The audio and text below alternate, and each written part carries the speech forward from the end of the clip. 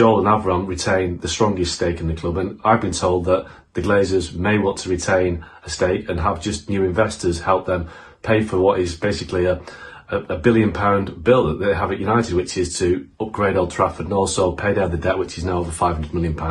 And the club also own £300 million, or more than £300 million in outstanding transfer payments. So the Glazers cannot, as they stand, fund all those changes themselves. They can't pay for the regeneration of Old Trafford. They can't pay down the debt without outside help. So they either sell the club or they invite sponsors or new investors to help, share the load. Now, that is the situation we're in right now. There's been lots of talk about Qatari interest in the club, Saudi Arabian interest, American consortiums.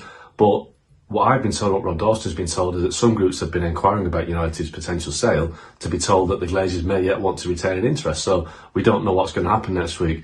The valuation of the club that the Glazers place is $6 billion, which is way higher than the record that was set by Denver Broncos as a sports franchise, which was just over 3.5 billion last year. Chelsea, who was sold for 2.5 billion to Todd Bowley's group last May, but that included an extra 1.75 billion pounds for future investment into the club. So the Glazer sale, the Man United sale, would be the most expensive sports franchise in the world. But the question is, do they want to sell the club? Or is it a case of seeking a new investor to help the Glazers in some shape or form remain at the club, whether it's just Joe Glazer and Avi Glazer and the other siblings that are bought out? But still, there's no definitive conclusion that the Glazers want to sell. So interesting times ahead.